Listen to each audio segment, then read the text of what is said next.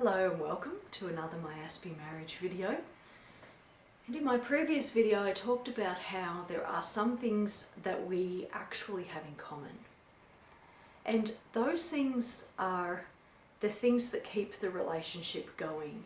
It's the commonalities and the values and things like that, the shared memories and stuff like that, that keep relationships going.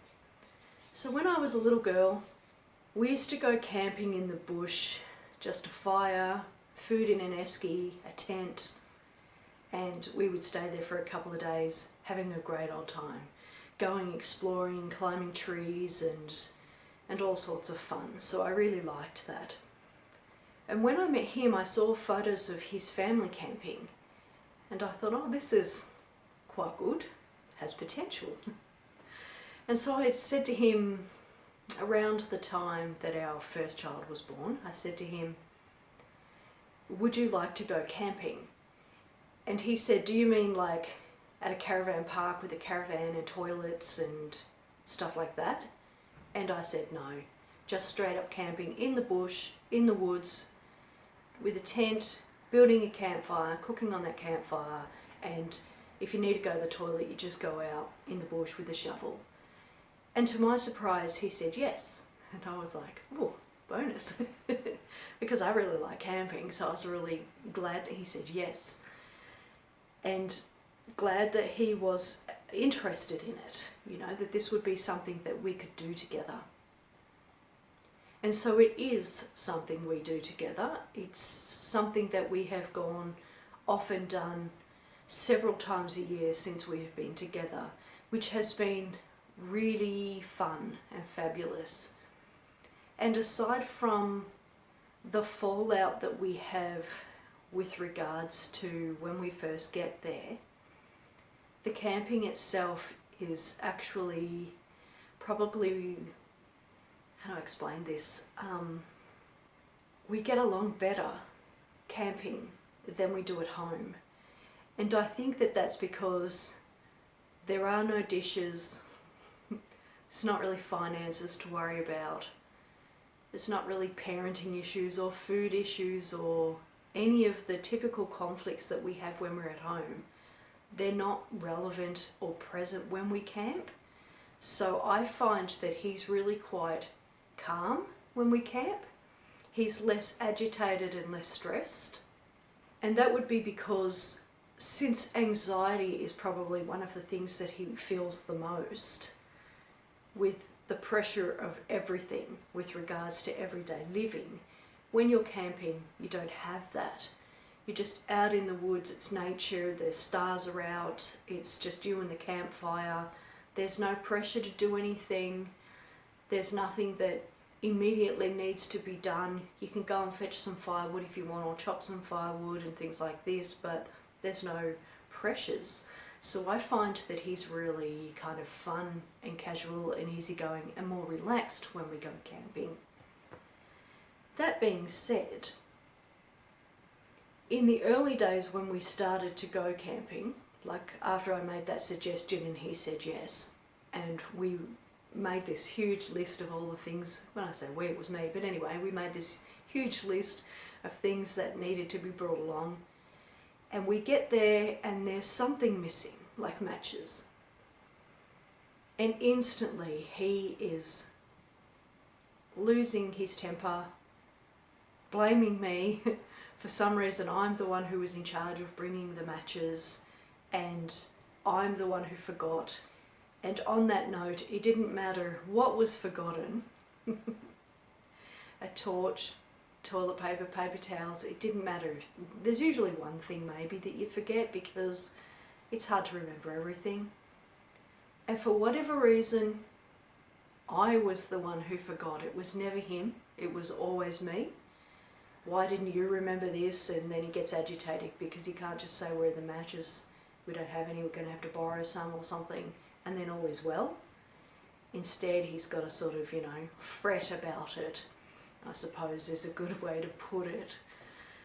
And that was the thing, like I'm pretty casual like that. If we've not got the matches, we can just go and ask another camper, can we borrow yours? And once the fire's lit, it's lit. It's not going out for the several days that we're there because I keep feeding it. I'm not a firebug. And so, you know, kind of all is well is how I look at things. Like, no need to stress about stuff. So how I dealt with that is he packs everything now. I handballed that to him. It's funny how I don't like sport, and I use a lot of sports references with regards to him. They just work so well. But they fit in. Anyway, so I've handballed everything to him. When we go camping now, aside from packing my own clothes and the children's clothes, I do nothing. I'm sure if you're autistic, you're listening to that, maybe your stress levels just went through the roof. But I got to a stage where I couldn't handle being blamed for everything. And I said to him, since you're so good and I'm so bad at it, I'm just gonna pass this along to you. You do it, because you're the legend who never gets anything wrong. And at first, of course, he was agitated because I'm sitting around while he's packing everything. But look, this is bad luck. If you're going to ride somebody about every little thing that they forget or miss or mess up or whatever, what else are they going to do aside from say, look, you're perfect, you've got this. You know what I mean? Anyway, so he now packs everything. And then when we get there and something's missing, so be it. I mean, I'm not a stressor, I don't care. You know, if there's no toilet paper, we make do with magazines or hand towels or something, you know. There's ways and means, there's always ways and means. Even if it means getting back in a truck and going back up to the nearest petrol station, you know, there's ways and means. And so now things are just even more calmer, because now we're just in this routine where we're going camping. We've chosen the weekend, and the day before or whatever, he starts gathering and putting things in places and bags, and I do help. I mean, I'm really just not doing nothing. I'll pack food and bits and pieces and stuff like this, but mostly, you know, he's the one doing most of it. And so then when we're there and we've got these 4 days of just calmness, relaxed, you know, on some nice little lounge chairs in front of a fire with a big poking stick and, you know, having a nice relaxing time. And then when it's time to leave, we're all sort of joining in together and packing up and then leaving. So that's one of the things that we do together that we enjoy a lot. I do enjoy the camping with him. As I said, he's calm, he's fun. We'll go for bushwalks, we'll use axes and chop wood and things. It can get a little hairy if I want to use the chainsaw to chop wood.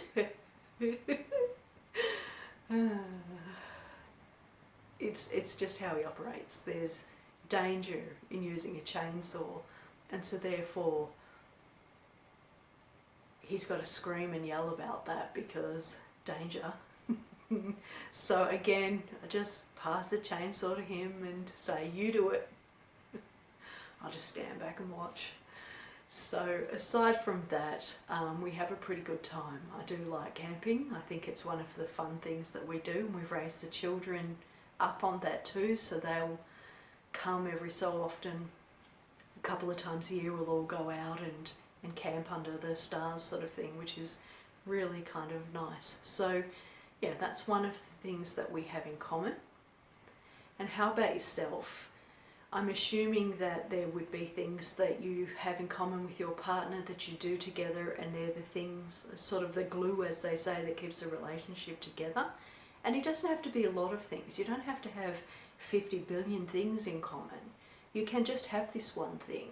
And if you go camping once or twice a year or something, that's still something that you guys did as a shared memory. For example, in your case, it might not be camping. I know there are lots and lots of females who can't stand camping, especially as rough as we do it. If there's no toilet and shower or a caravan, they're just not there. So, you know, neither here nor there. I think it's great, he likes doing it, and so that's something that we do together. And while we're there, there's not a whole lot of conflict, which really does sort of help balance out the relationship. Anyway, that's my little story for today. And thank you so much for taking the time to watch my video.